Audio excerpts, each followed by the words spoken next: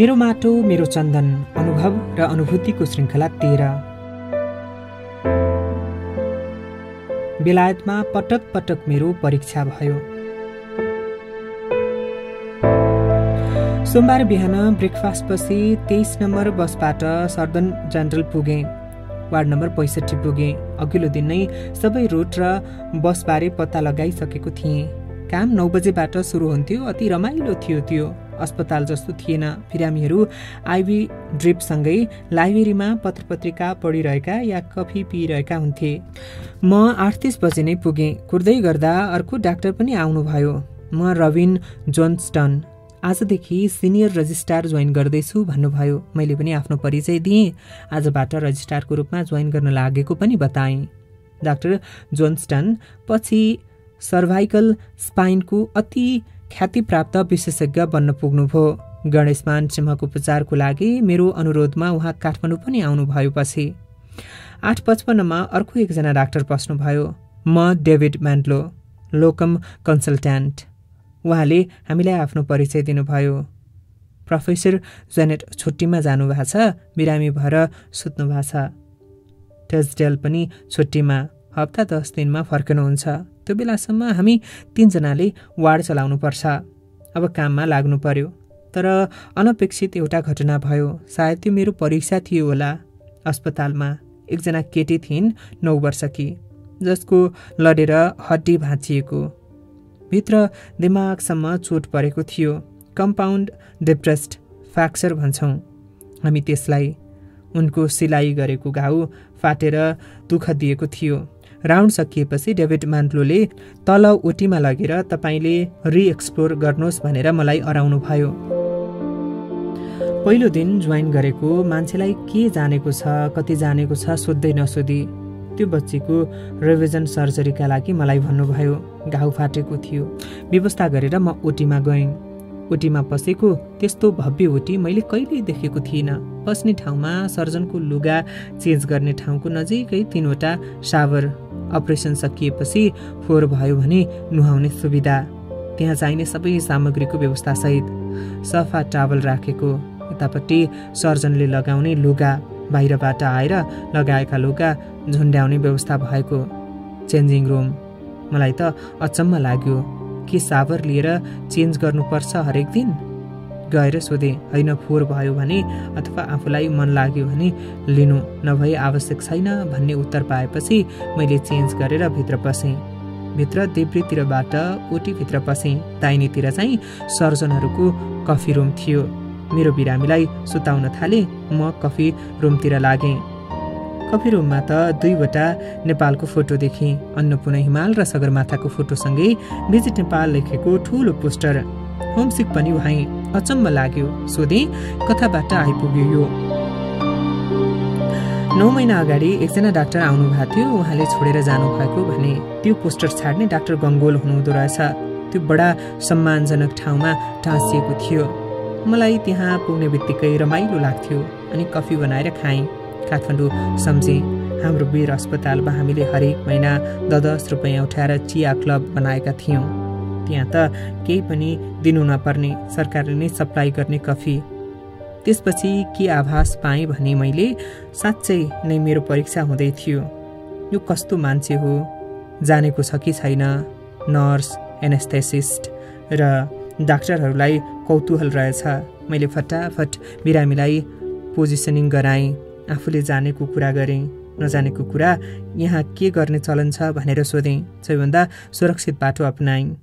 नजानेको कुरा त्यहाँका नर्सहरूलाई यो कसरी सफा गर्ने चलन छ, यहाँ कति कन्सन्ट्रेसनको एन्टिसेप्टिक प्रयोग गर्ने, अनि ड्रेपबारे बुझाउन भने।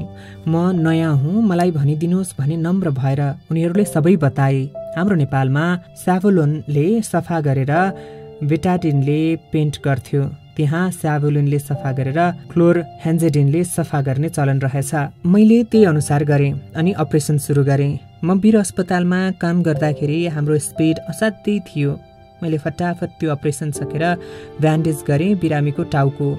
ब्यान्डेज गरेर बाहिर कफी रुममा आउँदा त नर्सहरूले हल्ला गर्न थालिसकेका रहेछन्। New registrar is very good, he is very fast. छिटो सकिएपछि नर्सहरू खुसी हुन्छन्। मेरो अनुभव थियो बिरमा। सकिएपछि चिया खान पाइन्छ। बिरमा लन्च अर्डर गर्ने बेलामा मसँग काम गरेका नर्सहरूले भन्थे, देवकोटाले बन्द गर्न सुरु गर्यो, अब सकिन्छ चाँडै, अब धेरै बेर लाग्दैन भन्ने खबर बाहिर जान्थ्यो। यसरी टाइमिङ गर्थे। यो रिभिजन सिद्ध्याएर म माथिल्लो वार्डमा गएँ अनि साँझको राउन्ड सकेर फेरि होटलमै फर्केँ। मेरो त्यो बेलाको रणनीति एकदमै स्पष्ट थियो। पहिला म प्रोफेसरको अनुमोदन लिन्छु। 3 महिनापछि प्रोफेसरले लेखेर ब्रिटिस काउन्सिललाई पठाइदिनुपर्छ ट्रेनिङको लागि लायक छ कि छैन भनेर। त्यो 3 महिना अरू केही कुरा नसोची कामबाट प्रोफेसरलाई रेजाउनेतिर लाग्छु। त्यो पत्र भइसकेपछि आफ्नो फ्युचर करियरको विषयमा सोच्न थाल्छु, किनभने मलाई ब्रिटिस काउन्सिलमा अत्याउने कुरा गरिएको थियो। मलाई थाहा थियो बेलायतको तालिममा जुन fellow of royal college of surgeons FRCS भन्ने डिग्री छ त्यो नदिएकन सर्जिकल फ्याकल्टीको ट्रेनिङ त्यति राम्रो मानिँदैन। ब्रिटिस काउन्सिलको मेडिकल डाइरेक्टर मार्गरेट हेगले मलाई लन्डनमा 3-4 दिन अगाडि शुक्रबारको दिन धेरै राम्रा नेपाली यहाँ आएर ब्रिटिस जाँच पास गर्न नसकेर दुःख पाइरहेछन्। केहीको नाम पनि लिनुभयो जुन म उल्लेख गर्न चाहन्न। अहिले यति असल मान्छेले पास गर्न सकेनन्। भारत र नेपालमा उनीहरूको प्राज्ञिक रेकर्ड राम्रो भए पनि बेलायतका जाँचहरू अलिक गाह्रो हुने भएकाले पास गर्न सकेनन्।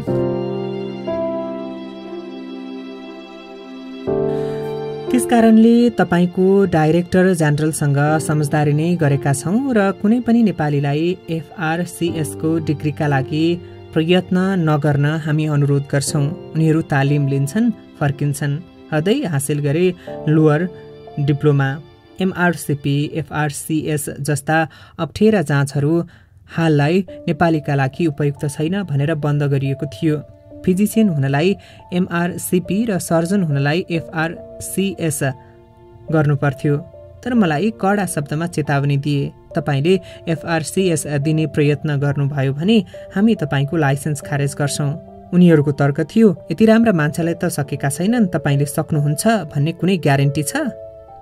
त्यसकारणले 3 वर्ष न्युरोसर्जरीको तालिम गर्ने अनि नेपाल फर्कने।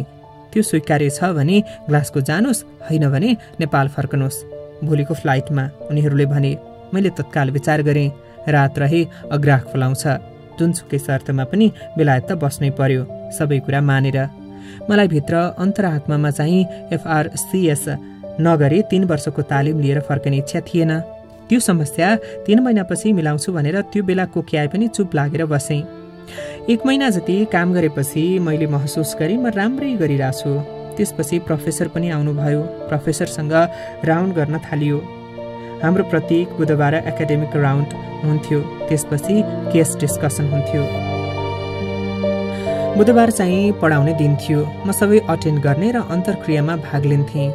बेलायतीहरू सही उत्तर भन्दा पनि हिम्मत साथ अन्तर्क्रियामा भाग लियो भने त्यसलाई राम्रो मान्थे। चुप लागेर बस्नुलाई उनीहरू राम्रो मान्दैनथे। केही न केही भन्ने, आफ्नो कुरा राख्ने। गलत छ भने उनीहरू सुधार्छन्, होइन भने त्यो डिबेटको विषय हुन्छ। डिस्कसनमा फाटफुट मिले पनि नमिले पनि आफ्नो कुरा राख्ने म त्यसलाई बडो पोजिटिभ लिँदो रहेछ। 2 महिनामै प्रोफेसर टेस्डेलले ब्रिटिस काउन्सिललाई सिफारिस पठाइदिइसक्नु भएछ। यो क्यान्डिडेट ठिक छ, यसको 3 वर्षको फेलोसिप तिमीहरूले एक्सटेन्ड गरे हुन्छ भनेर। मलाई त उहाँले केही पनि भन्नुभएको थिएन। एकैचोटि ब्रिटिस काउन्सिलबाट पत्र आयो। पत्रबाटै टेस्डेलले मलाई सिफारिस गरेको थाहा पाएँ। अब मलाई वैधानिक रूपमै 3 वर्ष बेलायतमा बस्ने बाध्यता बन्यो उनीहरूका लागि। अब फेलोसिप गर्ने विकल्पतिर सोच्न थाले। सहकर्मी रजिस्ट्रार सबै FRCS गरेका साथीहरू थिए। 4 जना। काम गराइमा उनीहरूकै लेभलमा थिए। सर्जरी उनीहरूकै जति जानेको थिएँ। मेरो डिग्री थिएन। FRCS को 2वटा पाटो हुन्छ, पार्ट 1 र पार्ट 2। पार्ट 1 धेरै गाह्रो मानिन्छ। त्यसमा चाहिँ एनाटोमी, फिजियोलोजी, प्याथोलोजीको जाँच हुन्छ। अलि क्रूर खालकै हुन्छ, निष्ठुर। मैले एक्सप्लोर गर्न थालेँ। साथीहरू सबैले त जस्तो मान्छेले पास गरिहाल्छस् नि भनेर हौसला दिन्थे। मलाई हो जस्तो पनि लाग्थ्यो।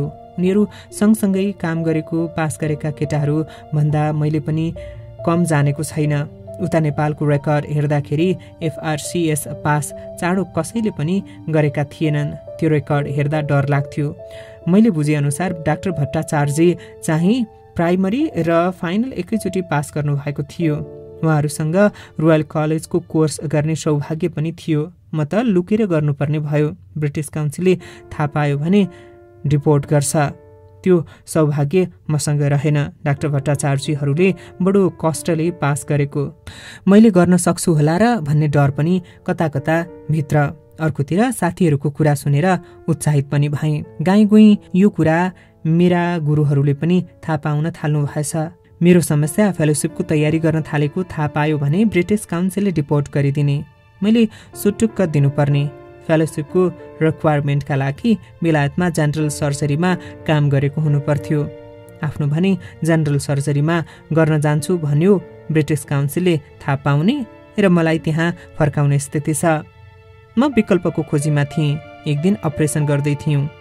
ग्लास्गोको चलन राम्रो थियो। 3वटा युनिट थिए। 2-2 महिनामा रोटेसन हुन्थ्यो रजिस्ट्रारहरूको।